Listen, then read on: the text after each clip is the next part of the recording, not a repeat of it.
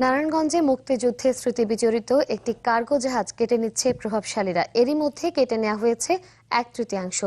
Police বলছে কেউ যাতে জাহাজটি কেটে নিতে না পারে সে বিষয়ে তারা তৎপর। এদিকে জাহাজের মালিক জানান, সরকার এটি সংরক্ষণের আশ্বাস দিলেও 8 বছর ধরে ক্ষতিপূরণের জন্য তিনি ঘুরছেন দাঁড়ে দাঁড়ে। স্থানীয় প্রশাসন বলছে, প্রয়োজনীয় কাগজপত্র হাতে পেলে জাহাজটি সংরক্ষণে ব্যবস্থা নেওয়া হবে। নারায়ণগঞ্জের বন্দর উপজেলার জাহাজ ব্যবসায়ী মুক্তার হোসেন সহ আরও কয়েকজন 2008 সালে চাঁদপুরের লন্ডন ঘাট থেকে এমভি আকরাম নামে একটি ডুবন্ত কার্গো জাহাজ কেনেন। নথি পর্যালোচনা করে দেখা যায়, মুক্তিযুদ্ধের সময় পাক হানাদাররা এই জাহাজে অস্ত্র ও গোলাবারুদ বহন করত, তাই মুক্তিযোদ্ধারা জাহাজটি ডুবিয়ে দেন। এই ইতিহাস জানার পর 2008 সালে জাহাজটিকে মুক্তিযুদ্ধের স্মৃতি হিসাবে সংরক্ষণের দাবিতে মানববন্ধন করেন চাঁদপুরবাসী। এরপর সরকার জাহাজের মালিককে ক্ষতিপূরণ দিয়ে এটি সংরক্ষণের উদ্যোগ নেন। কিন্তু 9 বছর ধরে জাহাজটি শীতলক্ষা নদীতে নারায়ণগঞ্জের সোনাকান্দা এলাকায় একটি ডকইয়ার্ডে অর্ধনিমজ্জিত অবস্থায় পড়ে আছে। আর এই সুযোগে স্থানীয় একটি প্রভাবশালী মহল জাহাজটির 1/3 কেটে নিয়ে যায়। জাহাজটির ক্রেতা জানান, 8 বছরে বিভিন্ন মন্ত্রণালয়ে ঘুরেও তিনি ক্ষতিপূরণ পাননি।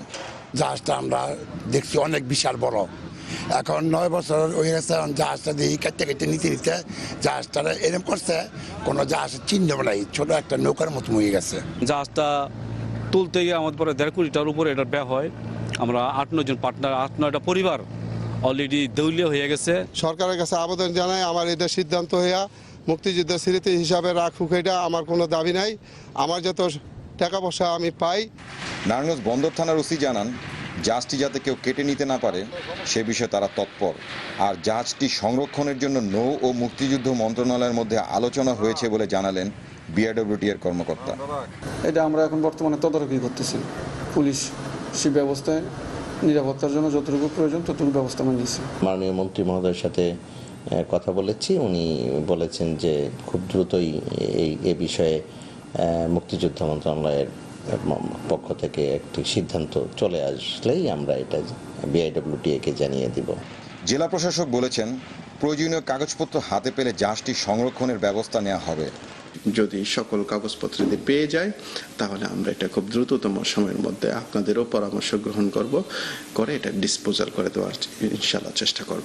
তবে শুধু আশ্বাস নয়, মুক্তিযুদ্ধের স্মৃতি বিজড়িত এই জাহাজটির দ্রুত সংরক্ষণ এবং এর মালিকের ক্ষতিপূরণ নিশ্চিত করতে কার্যকর উদ্যোগ নেওয়ার দাবি নারায়ণগঞ্জবাসী। আহসান সাদিক, চ্যানেল 24, নারায়ণগঞ্জ।